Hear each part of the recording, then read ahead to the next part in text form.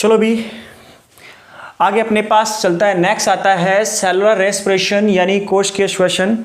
इससे पहले हम बात कर चुके हैं एक्सटर्नल रेस्पिरेशन या बाह्य श्वसन में ब्रीथिंग के बारे में बात कर चुके हैं। Exchange of gases in lungs वो भी बात कर चुके, एक डायग्राम बनाया था कॉमन हमने कल उसके अंदर। दूसरा हमने पॉइंट पढ़ा था उसके अंदर transportation of O2 and CO2 यानी ऑक्सीजन और कार्बन डाइऑक्साइड का स्थानांतरण, वो भी हम लोग पढ़ चुके हैं। फिर हमारे पास क्या आया था इंटरनल रेस्पिरेशन आंतरिक श्वसन। उसके अंदर क्या था exchange of gases in the cell यानी कोशिकाओं में वायु का या गैसों का आदान प्रदान, उसके बारे में बात कर चुके हैं। और लास्ट बचता है अपने पास सेलुलर रेस्पिरेशन यानी कोशिकीय श्वसन। तो देखिए जो कोशिकीय श्वसन होता है मेनली दो प्रकार से होता है। कोशिका में श्वसन मेनली दो प्रकार से होता है। एक होता है एनारोबिक, ठीक है, यानी अवायवीय एनारोबिक रेस्पिरेशन यानी अवायवीय श्वसन, और दूसरा होता है एरोबिक रेस्पिरेशन।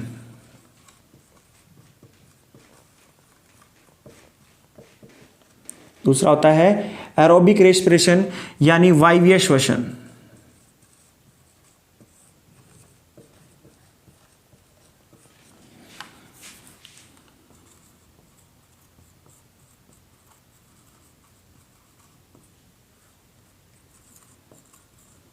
ठीक है, सेल में मेनली दो प्रकार के रेस्पिरेशन होते हैं, अवायवीय रेस्पिरेशन यानी अवायवीय श्वसन और वायवीय श्वसन। जो अवायवीय श्वसन है ये कंप्लीट होता है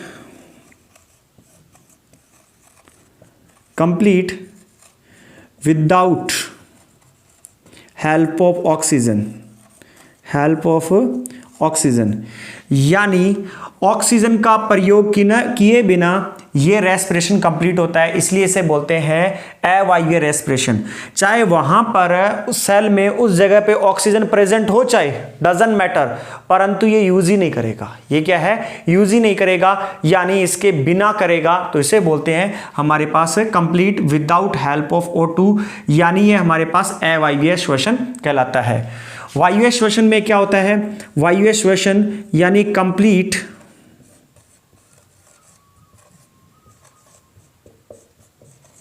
with the help of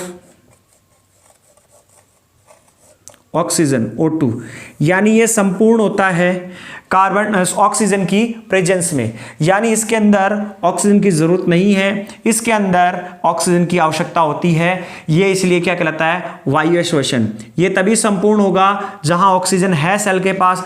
ये तभी संपूर्ण हो सकता है चाहे वहां पे हो ऑक्सीजन चाहे ना हो, इसे कोई मतलब ही नहीं ऑक्सीजन से, है तो भी यूज नहीं करेगा, नहीं है तो भी कोई फर्क नहीं पड़ता, इसलिए क्या है अवायवीय श्वसन है।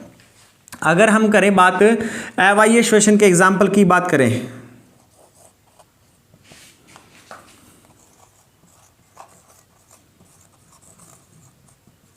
ग्लाइकोलाइसिस, जो ये क्रिया होती है अवायवीय श्वसन में, इसे बोला जाता है ग्लाइकोलाइसिस बोला जाता है, इसे कहा जाता है ग्लाइकोलाइसिस। ठीक है, और जो एरोबिक रेस्पिरेशन में जो साइकिल कंप्लीट होता है, जो क्रिया होती है, उसे बोलता है क्रेब्स साइकिल।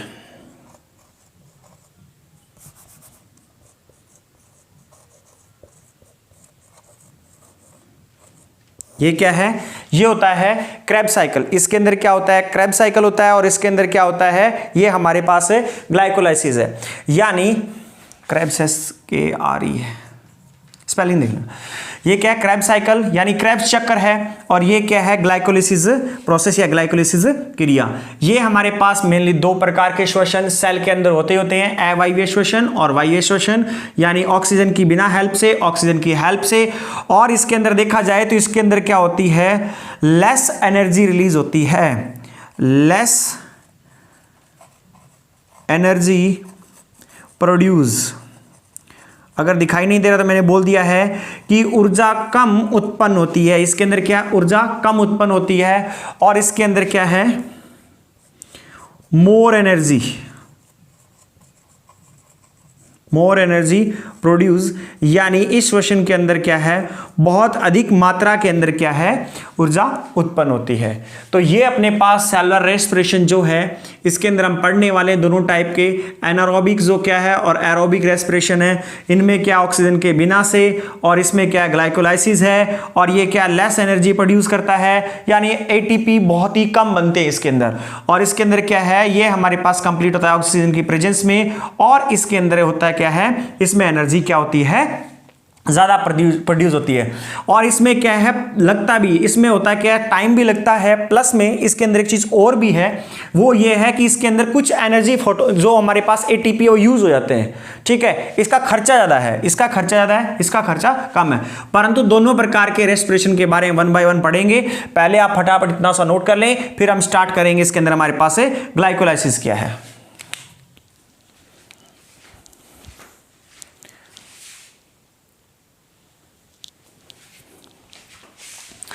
ग्लाइकोलाइसिस अब हम बात कर रहे हैं। ग्लाइकोलाइसिस, इसके बारे में एक पॉइंट तो अभी हम पढ़ चुके हैं कि ये कैसा श्वसन है, अवायवीय श्वसन है। ये कैसा है, अवायवीय श्वसन है, अवायवीय श्वसन है, ठीक है। अब इसके अंदर क्या है, 2 प्रकार की क्रियाएं होती है, 2 प्रकार की क्रियाएं कंप्लीट होती है। नंबर 1 होता है फर्मेंटेशन, नंबर 1 होता है फर्मेंटेशन,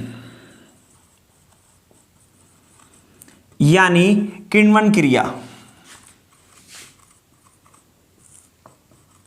एक रिएक्शन होती है किण्वन क्रिया वाली।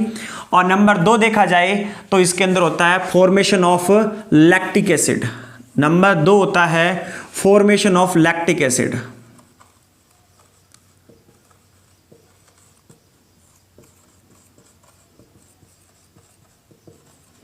यानी लैक्टिक एसिड का निर्माण।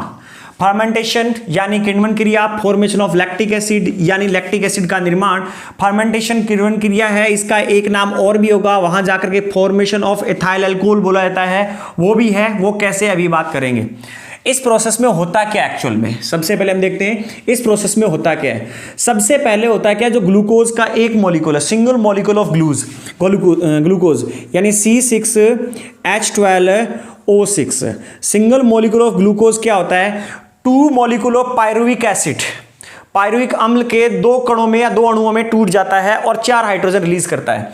तो ये C6H12O6 क्या करता है, COCH3COOH, ये होता है पायरुविक एसिड, ठीक है, COCH3COOH, और प्लस में 4 हाइड्रोजन में टूट जाता है। तो सबसे पहले क्या होता है, ग्लूकोज फर्मेंटेशन किण्वन क्रिया में क्या होता है, सबसे पहले ग्लूकोज 2 पायरुविक एसिड में टूट जाता है, एक ऊपर रहा एक नीचे रहा, पायरुविक एसिड यानी पायरुविक अम्ल में टूट जाता है सबसे पहले। तो ये पायरुविक अम्ल में टूट चुका है, कितने हाइड्रोजन रिलीज किए, 4, इनमें से क्या है 2 इसके साथ और 2 इसके साथ आ जाएंगे। अब इसके बाद क्या होता है, जो पायरुविक एसिड है, नेक्स्ट स्टेप क्या है, स्टेप नंबर 1 ये है, स्टेप नंबर 1, स्टेप नंबर 1 में ये हुआ। सेकंड स्टेप क्या है, स्टेप नंबर 2 में क्या होता है, जो single molecule of pyruvic acid क्या है, COCH3COOH 2 हाइड्रोजन के साथ बॉन्डिंग बनाता है in the presence of yeast, in the presence of yeast, किसकी प्रेजेंस में, यीस्ट की प्रेजेंस में, in the presence of yeast. क्या है, जो हम फिर से देखिए हमारे पास यहां पर क्या है, ये है हमारे पास single molecule of pyruvic acid, 2 hydrogen के साथ में क्या रिएक्ट करता है या रिएक्शन बनाता है या बॉन्डिंग बनाता है, कुछ भी है, इसके साथ में क्या है, रिएक्शन होती है, किसकी प्रेजेंस में, यीस्ट की प्रेजेंस में इसके साथ इसकी रिएक्शन होती है, और इससे बनता है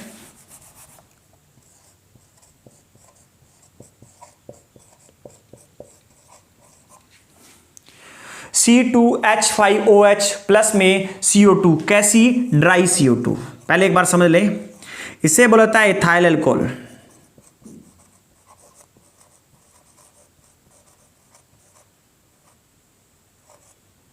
इथाइल अल्कोहल हुआ क्या यहां पर, देखो फिर से पूरी की पूरी स्टोरी बताता हूं। अब पहले मैं इतना समझाऊंगा दोबारा से आप लोगों को, फिर ही हम आगे बात करेंगे। एक्चुअल में क्या है, ग्लाइकोलाइसिस एक अवायवीय श्वसन है। इसमें 2 प्रकार की क्रियाएं होती है, फर्मेंटेशन रिएक्शन एक होती है फर्मेंटेशन रिएक्शन होती है, और दूसरी होता है फॉर्मेशन ऑफ लैक्टिक एसिड, यानी लैक्टिक एसिड का निर्माण होता है। अब होता क्या है, सबसे पहले ग्लूकोज है, वो हमारे पास सिंगल मॉलिक्यूल ऑफ ग्लूकोज क्या होता है, C6H12O6 होता है। दो पायरुविक एसिड में टूट जाता है, CO CH3 COH, CO CH3 COH, और 4 हाइड्रोजन में। अगर आप कभी ये फॉर्मूला वगैरह भूल रहे हो तो आप मैच कर लेना, 6 कार्बन पूरे करो, 1 2 3 4 5 6 कार्बन कंप्लीट है, ऑक्सीजन 6 कंप्लीट करो, 1 2 3 1 2 3 6 ऑक्सीजन कंप्लीट है, और H12 कंप्लीट करो। ये देखो हमारे पास क्या है, 3 और 1 4H, 3 और 1 4H कितने हो गए, 8, 8 प्लस में 4 12, यानी रिएक्शन बैलेंस है, बिल्कुल परफेक्ट है, सही टूटा है। और ये क्या है हमारे पास है, पायरुविक एसिड है, जो ऊपर लिखा है मैंने, ये क्या है, ये पायरुविक एसिड है। ये इसके साथ मत समझ लेना, ये क्या हमारे पास है, पायरुविक एसिड है, ऊपर वाले की बात हुई है, ठीक है।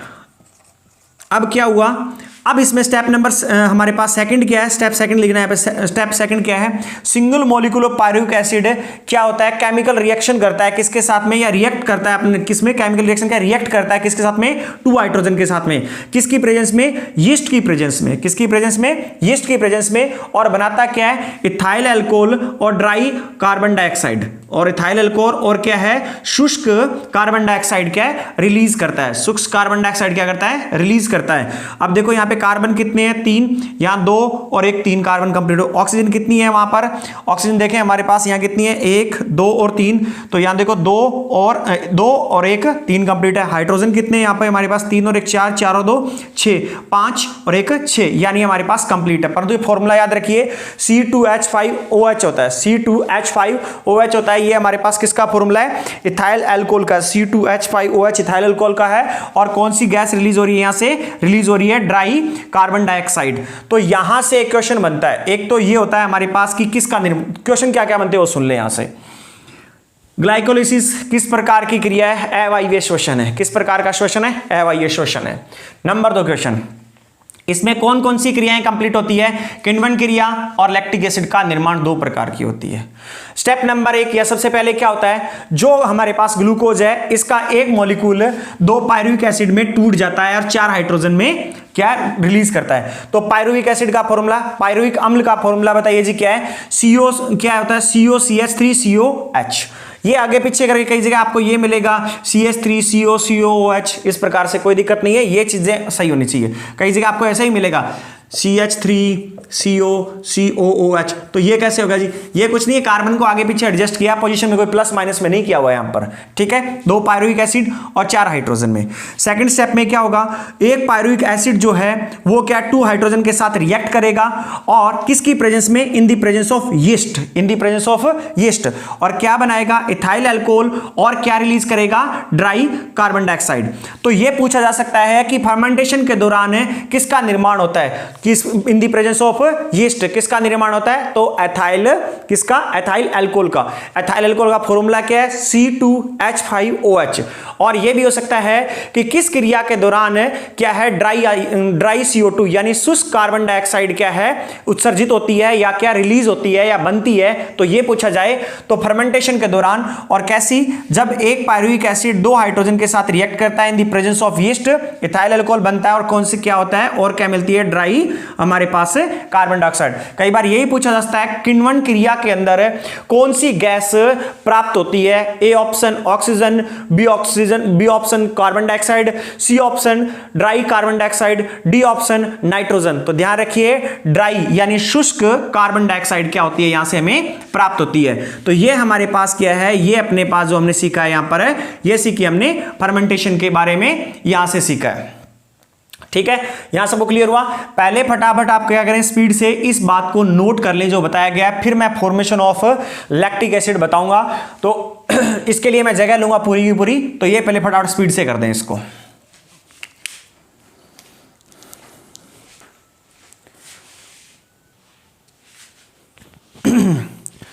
चलिए अब हम बात कर रहे हैं फॉर्मेशन ऑफ लैक्टिक एसिड यानी लैक्टिक अम्ल का निर्माण। तो सेम वही रहेगा, सबसे पहले क्या होगा, जो ग्लूकोज है C6H12O6 2 पायरुविक एसिड में टूटता है, क्या फॉर्मूला है, CO CH3 COOH, CO CH3 COOH, और 4 हाइड्रोजन रिलीज हुए। ये हमारे पास फॉर्म पास में लगाना भाई, ये ठीक है, बिल्कुल चिपका चिपका के लिखना, COCH3COOH, COCH3COOH। केमिस्ट्री में बहुत बड़ी गलती होती है ये, ठीक है। अब देखा जाए तो ये हमारे पास क्या है, पायरुविक एसिड, पायरुविक एसिड, यानी ग्लूकोज सबसे पहले ब्रेक डाउन होता है 2 पायरुविक एसिड में और 4 हाइड्रोजन रिलीज करता है। अब होता है क्या है, स्टेप नंबर 1 तो वही कॉमन है। स्टेप नंबर 2 क्या अपने पास है, पायरुविक एसिड जो होता है COCH3COOH 2 हाइड्रोजन के साथ रिएक्ट करता है in the presence of milk, यानी दूध की उपस्थिति में, दूध की उपस्थिति में इसका रिएक्ट करता है और बनाता है C3H6O3, और यही है लैक्टिक एसिड, और यही है अपना लैक्टिक एसिड, यानी COCH3COH 2 हाइड्रोजन के साथ रिएक्ट करता है in the presence of milk, C3H6O3 बनाता है। तो ये COCH3COH देखो कितने कार्बन है, 3 कार्बन, पूरे 3 कार्बन, कितने हाइड्रोजन है 6, 3 4 5 और 6, कितने ऑक्सीजन है 3, 1 2 3, यानी कुछ रिलीज करने के लिए कुछ भी नहीं है इसके पास। तो लैक्टिक एसिड यानी फॉर्मेशन ऑफ लैक्टिक एसिड के दौरान है जो पायरुविक एसिड 2 हाइड्रोजन के साथ मिल्क की प्रेजेंस में अगर रिएक्ट करता है तो किसका निर्माण करता है, ओनली लैक्टिक एसिड का, किसका, ओनली लैक्टिक अम्ल का। अब ये दूध में बन गया लैक्टिक एसिड, अब ये लैक्टिक एसिड बन गया। अब ये लैक्टिक एसिड बन करके क्या कर देगा, ये हमारे पास दूध को दही में कन्वर्ट करने का काम करेगा। लैक्टोबैसिलस हम नाम सुनते हैं ना, लैक्टोबैसिलस जो क्या हमारे पास बैक्टीरिया होता है उसकी द्वारा क्या होता है, हमारे पास दूध दही में कन्वर्ट होता है। तो लैक्टो वर्ड जहां भी जुड़ा होता है वो किससे, मिल्क से जुड़ा है। यहां पर यहां किससे जुड़ा है, लैक्टो वर्ड मिल्क से जुड़ा है। तो ये लैक्टिक एसिड जो है हमारे पास क्या है, मिल्क की प्रेजेंस में बन गया। जरूरी नहीं है कि हर जगह ये आएगा, परंतु हमने क्या, ये हम शॉर्ट फॉर्म कुछ सीख रहे हैं, रूट वर्ड रखने हैं अपने पास। अब इसके अंदर क्या है, ये तो हमारे पास ये हुआ ए स्टेप नंबर 2 में। एक स्टेप और भी हो जाता है, एक स्टेप और क्या हो जाता है, अगर यही चीज, यही हमारे पास पायरुविक एसिड जो है, यही पायरुविक एसिड 2 हाइड्रोजन के साथ रिएक्ट करता है, परंतु किसकी प्रेजेंस में, in the presence of muscles, यानी मसल्स यानी मांसपेशियां, यानी मांसपेशियों की प्रेजेंस में करता है, तो भी क्या बनाता है, C3H6O3 बनाता है। क्या, लैक्टिक एसिड। तो लैक्टिक एसिड का निर्माण 2 चीजों की प्रेजेंस में हो जाता है। एक किसकी प्रेजेंस में, मिल्क की प्रेजेंस में जो लैक्टिक एसिड का निर्माण होता है वो दूध को दही में कन्वर्ट करने के काम आता है, और एक वही पायरुविक एसिड 2 हाइड्रोजन के साथ रिएक्ट करता है इन दी प्रेजेंस ऑफ मसल्स, यानी मांसपेशियों के बीच में। तो लैक्टिक एसिड बनता है जो हमें क्या, दर्द का एहसास दिलाता है, दर्द होता है जिससे हमें पेन होना शुरू हो जाता है। अब ये ऐसे कैसे, अब ये हुआ कि एक व्यक्ति क्या करता है, सारा दिन दबा के काम करता है, ठीक है, सारा दिन दबा के काम करता है, मांसपेशियां क्या करती है, अवायवीय श्वसन कर जाती है, यानी ग्लूकोज का तोड़ करके पायरुविक एसिड में तोड़ देती है, 2 हाइड्रोजन बच गए, और मसल्स जो हमारी मांसपेशियां इनके साथ रिएक्ट करके लैक्टिक एसिड बना देती है। और वही लैक्टिक एसिड क्या बाद में दर्द यानी थकान होती है, थकान महसूस होनी शुरू होती है, व्यक्ति क्या थका थका सा नजर आता है, और उसकी क्या है, बॉडी टूट सी जाती है, उसकी बॉडी क्या टूट सी जाती है, और वो काम करने में क्या है, सक्षम नहीं रह पाता। तो हमें कभी चलते हैं फिरते हैं, एक्सरसाइज ज्यादा कर लेते हैं, जो हमें थकान महसूस होती है, वो कारण यही है, लैक्टिक एसिड है। और वो कैसे बना, वो ग्लूकोज क्या है, टूटा पायरुविक एसिड में, और वो मसल्स के साथ रिएक्शन करके उन्होंने लैक्टिक एसिड का निर्माण कर दिया। अब हुआ क्या, व्यक्ति क्या करता है, रेस्ट करता है, सोता है आराम से। जब वो सोएगा आराम से तो यही लैक्टिक एसिड वापस किसमें, पायरुविक एसिड में भी कन्वर्ट हो जाता है, परंतु ये वाला इस प्रकार से बैक साइड में जाने वाला नहीं है। तो इस चीज का ध्यान रखिए। हमने बात की है ग्लाइकोलाइसिस यानी अवायवीय श्वसन। यह एक इस प्रकार का श्वसन है जिसके अंदर 2 क्या हमारे पास ऑक्सीजन की एब्सेंस, ऑक्सीजन की हेल्प नहीं लेता है, और ये क्या होता है, लैक्टिक एसिड का निर्माण करना। और इससे पहले हमने सीखा था फर्मेंटेशन, किण्वन का निर्माण करना, फर्मेंटेशन किण्वन क्रिया जो थी। अब देखिए जो अपने पास ग्लाइकोलाइसिस है, इसके बाद एक नोट लिखना है, इसके बाद एक नोट लिखना है, समझा देता हूं, नोट लिखना बाद में मैं बोलूंगा लास्ट में। इसके बाद एक नोट ये लिखना है कि जो ग्लाइकोलाइसिस प्रोसेस है, ग्लाइकोलाइसिस प्रोसेस है जो ये क्रिया है, इस दौरान 4 एटीपी का निर्माण होता है। अगर आपसे ये पूछे ग्लाइकोलाइसिस प्रोसेस में कितने एटीपी प्राप्त होते, कितने एटीपी का निर्माण होता है, 4 एटीपी का निर्माण होता है। कितने एटीपी का शुद्ध लाभ होता है पूछ ले तो आप बोलेंगे 2 एटीपी का होता है। ऐसे क्यों जी? क्योंकि जो 4 एटीपी अब हमें प्राप्त हुए हैं, ये क्रिया पूरी होने के बाद, तो इससे पहले इस क्रिया को स्टार्ट करने के लिए ऑलरेडी यह बॉडी से 2 एटीपी उधार ले चुका है। यानी इंजन को स्टार्ट करने के लिए, अपने प्रोसेस को स्टार्ट करने के लिए, इसे पूरा ये क्रिया करने के लिए, प्रोसेस स्टार्टिंग से लेकर एंड तक, लैक्टिक एसिड का निर्माण करने के तक, या हमारे पास इथाइल अल्कोहल का निर्माण करने तक, ड्राई कार्बन डाइऑक्साइड का निर्माण करने तक, इसे क्या पड़ती है, 2 एटीपी खर्च कर देता है ये। तो इससे क्या है, टोटल मिले कितने, 4। शुद्ध लाभ कितने का हुआ, 2 का। क्यों जी? 4 में से 2 ये ऑलरेडी इस क्रिया को संपन्न करने में लगा चुका है, जो रिएक्शन है कंप्लीट करने में यूज कर चुका है। तो इस चीज का ध्यान रखिए। अगर ये पूछे कितने का निर्माण होता है, तो निर्माण 4 का ही होता है ग्लाइकोलाइसिस प्रोसेस में, ठीक है, यानी अवायवीय श्वसन के द्वारा। परंतु प्राप्त कितने होते हैं अंत में? अंत में हमें क्या है, फाइनली जो क्या लाभ के रूप में प्राप्त होंगे वो 2 ही होंगे। तो ये चीज नोट में लिख लेना, फटाफट नोट कीजिए इसको।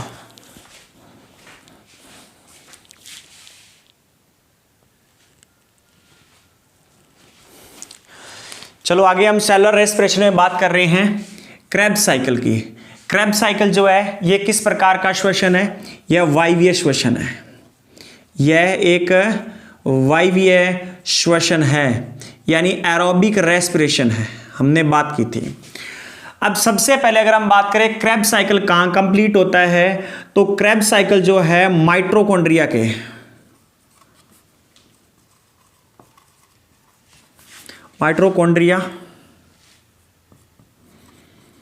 के मैट्रिक्स भाग में, मैट्रिक्स पार्ट में कंप्लीट होता है, इतना ध्यान रखिए। क्रेब्स साइकिल माइटोकॉन्ड्रिया के मैट्रिक्स भाग में संपन्न होता है। माइटोकॉन्ड्रिया के मैट्रिक्स भाग के अंदर ये क्या होता है, संपन्न होता है। और जो माइटोकॉन्ड्रिया जो क्या है, ये हमारे पास सेल के अंदर पाई जाती है माइटोकॉन्ड्रिया, इसलिए इसे बोला जाता है power house of the cell. क्यों बोला जाता है, ये प्रूव भी हो जाएगा। अब इसमें होता क्या है, माइटोकॉन्ड्रिया के मैट्रिक्स में होता क्या है, ये वहां क्यों कंप्लीट होता है, क्योंकि क्रेब्स साइकिल के लिए जितने भी हमारे पास पैरामीटर्स की चीजों की जरूरत होती है, वो वहां पर प्रेजेंट होते हैं, इसलिए ये क्या वहां पर संपन्न होता है। अब होता क्या है क्रेब्स साइकिल के अंदर, सबसे पहले जो ग्लूकोज का एक अणु है वो 2 पायरुविक एसिड में टूट जाएगा।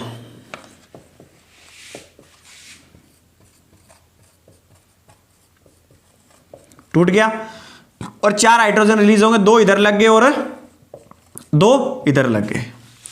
अब क्या है, एक ग्लूकोज का अणु 2 पायरुविक एसिड में टूट जाता है और 4 हाइड्रोजन रिलीज होते हैं, 2 इधर कर दिए, 2 इधर कर दिए। अब इन दी प्रेजेंस ऑफ ऑक्सीजन, अब क्या होता है, 3 मॉलिक्यूल ऑक्सीजन के मिलकर के, 3 मॉलिक्यूल क्या होते हैं इसके अंदर, 3 मॉलिक्यूल जो है क्या है ऑक्सीजन के मिल करके, अब क्या करेंगे, 3 मॉलिक्यूल वहां हो गए और 3 मॉलिक्यूल यहां हो गए। ये निर्माण करते हैं CO2 का, H2O का और 18 ATP ऊर्जा का, CO2 का, H2O का और 18 ATP ऊर्जा का, यानी 3 कार्बन डाइऑक्साइड, 3 वाटर, 18 ATP ऊर्जा, 3 कार्बन डाइऑक्साइड, 3 वाटर, 18 ATP ऊर्जा, यानी टोटल 36 ATP जनरेट करते हैं। टोटल क्या करते हैं, 36 ATP का निर्माण करते हैं। 36 ATP का निर्माण होता है। कहां 2 ATP था, कहां क्या था, 2 ATP था, और कहां 36 ATP है। तो ये क्या है, हमारे शरीर की लगभग मोर देन 90% ऊर्जा किससे, माइटोकॉन्ड्रिया में कंप्लीट बनती है, किससे, क्रेब्स साइकिल से कंप्लीट होती है, प्रोड्यूस होती है, उत्सर्जित होती है। तो इसलिए माइटोकॉन्ड्रिया को power house of the cell कहा जाता है। इसलिए माइटोकॉन्ड्रिया को power house of the cell कहा जाता है। अब देखो हुआ क्या, एक ग्लूकोज 2 पायरुविक एसिड में टूटा और 2 हाइड्रोजन अलग अलग हो गए, और क्या करते हैं, रिएक्शन करते हैं, या क्या करते हैं, 3 ऑक्सीजन इनके साथ जब रिएक्ट करते हैं हैं ऑक्सीजन के 3 मॉलिक्यूल, तो इससे क्या 3 कार्बन डाइऑक्साइड जनरेट होगी, 3 जल और 18 एटीपी ऊर्जा मिलेगी। सेम एज इट इज नीचे वाले में होगी। टोटल 18 और 18 36 एटीपी ऊर्जा उत्पन्न हो चुकी है। तो ये हमारे पास क्या है, क्रेब्स साइकिल में होता है। अब ये क्या है, पूरी रिएक्शन को, और इसी रिएक्शन को ऐसे भी लिखा जा सकता है C6H12O6 react with 6 molecule of oxygen और प्रोड्यूस क्या करेंगे, 6 कार्बन डाइऑक्साइड, 6 प्रोड्यूस करेंगे H2O मॉलिक्यूल और क्या प्रोड्यूस करेंगे 36 एटीपी ऊर्जा जनरेट करेंगे। कहीं कहीं पर आपको ये ऐसे भी लिखी मिल सकती है, कोई दिक्कत नहीं है, बात वही है पूरी की पूरी, परंतु क्रिया में होता क्या है, क्रिया में पायरुविक एसिड में टूट करके ही काम चलता है, और यहां हमने इसके अंदर डायरेक्ट रिएक्शन को क्या बैलेंस करने का काम कर दिया। बैलेंस करके देख सकते हैं आप लोग, ये तो हम पहले ही बैलेंस कर चुके हैं इस चीज को। अब ऑक्सीजन के कितने मॉलिक्यूल हो गए हमारे पास, 3 दूनी 6 हो गए, तो ये 6 कहां कंप्लीट करेंगे, ये लो जी हमारे पास 3 मॉलिक्यूल है, तो इसके अंदर कितने हैं, ये हो गए 3 दूनी 6 7 8 और 9 हो गए। अब 9 कंप्लीट करने कर दो जी, ठीक है। ये तो 2 oxygen multiply by 3 6, 3 oxygen multiply by 3 9 complete. Hydrogen कितने करने जी हमें, 3 4 5 6 करने जी, 6 करने, 2 हाइड्रोजन का ग्रुप है तो हमारे पास 3 गुना में 2 6, यानी इक्वेशन बैलेंस है, इसमें कोई प्रॉब्लम नहीं है।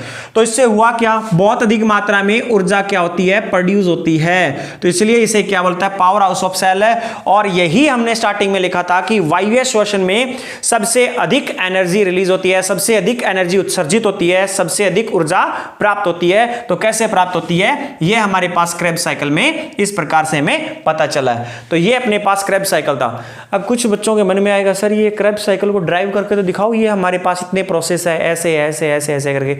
वो हमारे कॉम्पिटिटिव एग्जाम में नहीं है, वो हमारे कॉम्पिटिटिव एग्जाम में नहीं है। जिसमें होगा तो उसके अंदर आपको बताई भी जाएगी वो बात, ठीक है। जिसमें होगा तो वो चीज आपको एक्सप्लेन करके बताई भी जाएगी, ठीक है। तो हो सकता है भविष्य में मैं पूरे क्रेब्स साइकिल को एक छोटी वीडियो बना करके और डाल दूं, ठीक है। तो उसका आगे भविष्य की बातें, फिलहाल ये हमारे पास क्रेब्स साइकिल में पढ़ने के लिए कितना है, इतना है। क्रेब्स साइकिल कैसा है, वायवीय श्वसन है। कहां कंप्लीट होता है, माइटोकॉन्ड्रिया के मैट्रिक्स पार्ट के अंदर, ठीक है जी। वहां क्यों, क्योंकि जो क्रेब्स साइकिल करने के लिए जो जो उसे एटमॉस्फेयर, जैसा उसे माहौल चाहिए, जो जो चीजें चाहिए वो वहां सब प्रेजेंट है।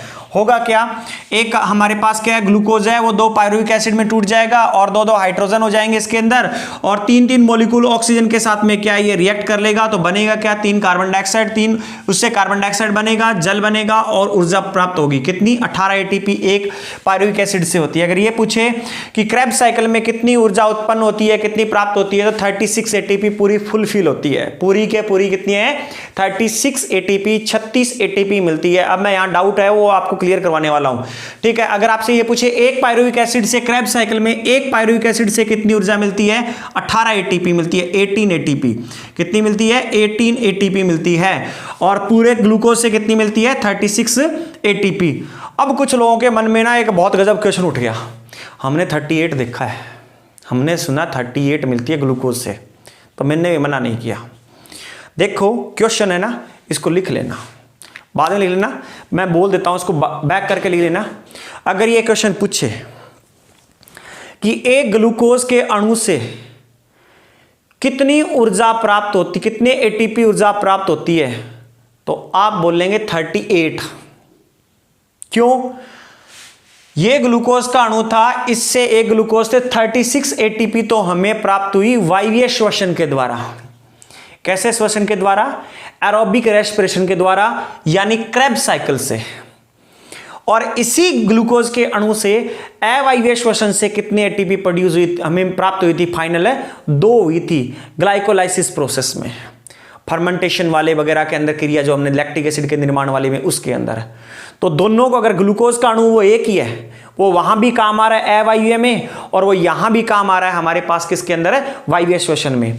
तो एक ग्लूकोज के अणु से कितनी ऊर्जा प्राप्त होती है, 36 प्लस में 2 यानी 38, 36 वायवीय और 2 अवायवीय, 36 यानी क्रेब्स साइकिल द्वारा और 2 ग्लाइकोलाइसिस प्रोसेस द्वारा। शायद समझ गए होंगे। तो 36 भी देखा हमने, तो कहीं कहीं आंसर ही 36 बिल्कुल सही है। अगर ये पूछे आपसे कि हमारे पास ग्लूकोज का एक अणु वायवीय श्वसन में कितनी ऊर्जा प्रदान करता है, तो 36 एटीपी रहेगा। क्रेब्स साइकिल से कितनी ऊर्जा प्रदान होती है, 36 एटीपी रहेगा, कोई दिक्कत नहीं है, सर हमने तो 2 भी आंसर देखा इसका, देखा होगा। ग्लूकोज का एक अणु अवायवीय श्वसन में, ग्लूकोज का एक अणु अवायवीय श्वसन में कितने ऊर्जा हमें क्या है फाइनल प्रॉफिट के रूप में प्रदान करता है, तो 2 एटीपी करता है। कितने करता है, 2 एटीपी। आंसर 2 भी मिल सकता है, आंसर 36 भी मिल सकता है, आंसर 38 भी मिल सकता है, परंतु तीनों क्वेश्चन अलग अलग हैं, तीनों क्वेश्चन अलग अलग है। तो वो वहां से जो आपने सोचा है वो यहां से आया है। यहां तक बात क्लियर है सबको? तो इसको फटाफट पहले नोट करें।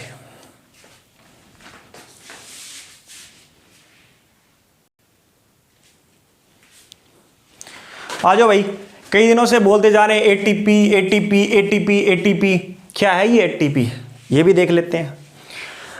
एटीपी की फुल फॉर्म होती है adenosine triphosphate, adenosine triphosphate.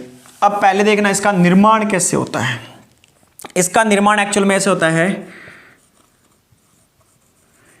Adenine, ये क्या होता है, एक नाइट्रोजन बेस होता है। आगे जिस दौरान जेनेटिक पढ़ रहे होंगे, डीएनए वगैरह पढ़ रहे होंगे, तो वहां नाइट्रोजन बेस आएंगे, एडेनाइन, यूनाइन, यूरेसिल, ये सब हमारे पास। ट्राई हमारे पास क्या है, थाइमाइन, ठीक है।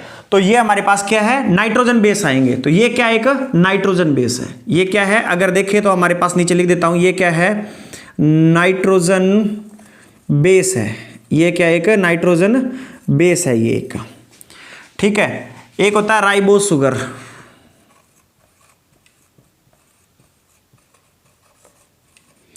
ये भी जिस दौरान हम क्या है जेनेटिक पढ़ रहे होंगे तो राइबोस शुगर नाम पढ़ेंगे। ये पेंटोज राइबोस शुगर वगैरह होती है, ठीक है, वहां हम पेंटोज राइबोस शुगर का भी नाम लेंगे, ठीक है। तो एक है राइबोस शुगर, ये दोनों मिलकर के निर्माण करते हैं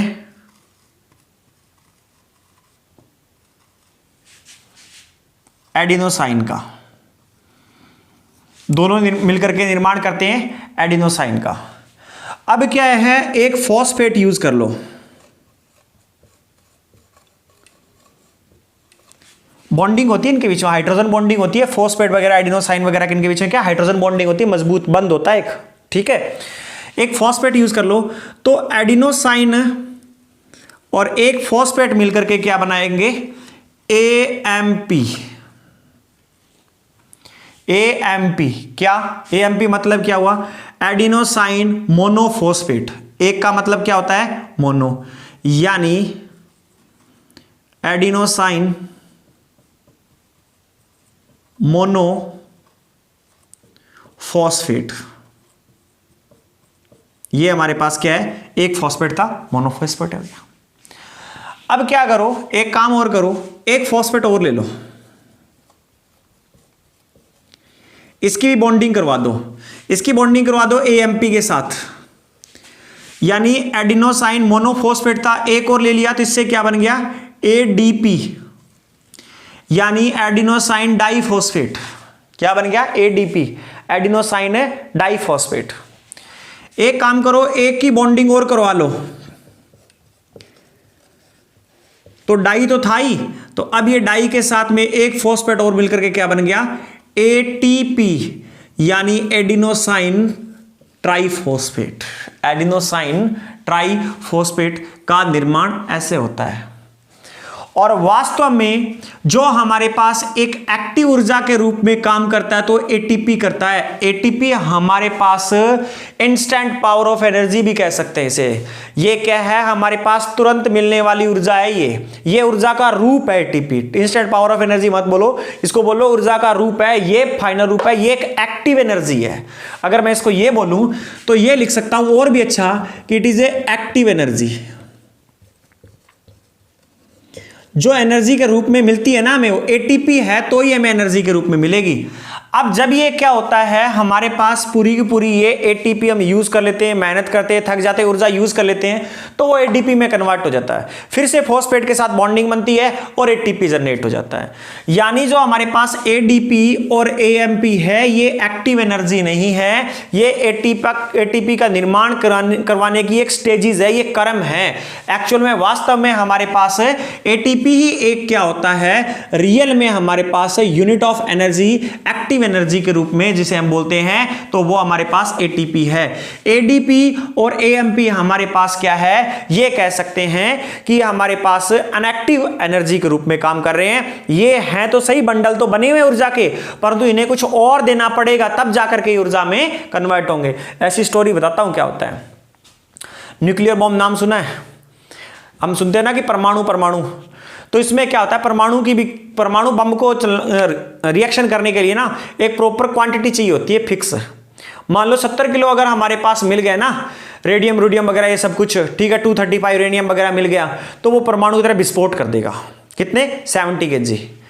तो हमें परमाणु बनाना है ना, रखना है ना अगर भविष्य के लिए सेफ, तो 70 kg एक साथ नहीं रखेंगे, 2 ग्रुप में रख दिया, एक में 50 रख दिया, एक में 20 रख दिया, या एक में 30 रख दिया, एक में 40 रख दिया, 35 रख दिया। जब भी विस्फोट करना होगा दोनों को इकट्ठे कर दो, रिएक्ट करेगा, बम धमाका बन जाएगा। तो इसी प्रकार से ये हमारे पास एटीपी के हमारे पास क्या स्टोरेज रूप रखे हुए हैं। जब भी हमें क्या करना होता है, एनर्जी चाहिए होती है, तो उसे क्या करते हैं, मिक्स करके फॉस्फेट मिला करके एक्टिव एनर्जी में कन्वर्ट कर लेते हैं। और हिंदी में एक बात और भी है, एटीपी को ऊर्जा का दलाल कहा जाता है। तो यानी एनर्जी की यूनिट भी क्या है हमारे पास, एटीपी को कहा जाता है। तो फिर से सुनिए, एडिनोसाइन ये हमारे पास नाइट्रोजन बेस है, एडिनोसाइन हमारे पास क्या, एडेनाइन, सॉरी ये हमारे पास एडेनाइन, ये क्या नाइट्रोजन बेस है, एडेनाइन, ग्वानाइन, ठीक है, थाइमाइन, साइटोसाइन, ये हमारे पास यूरेसिल, ये 5 नाइट्रोजन बेस होते हैं। डीएनए और आरएनए पढ़ेंगे उस दौरान, जेनेटिक में भी बताए जाएंगे ये वाले। राइबोस शुगर के साथ मिलकर के ये दोनों क्या मिलते हैं, एडिनोसाइन का निर्माण करते हैं। एक फॉस्फेट हो गया तो एडिनोसाइन मोनोफॉस्फेट, 2 हो गए तो डाइफॉस्फेट, 3 हो गए ट्राइफॉस्फेट। और ये हमारे पास क्या एक्टिव एनर्जी है, और ये हमारे पास क्या है, इनएक्टिव एनर्जी है, इनएक्टिव एनर्जी कहलाती है। तो इस चीज का ध्यान रखें। ये था अपने पास एटीपी, ठीक है, तो ये वाली चीज है। इसके बाद हम करेंगे डिजीज, तो इसको फटाफट नोट कीजिए।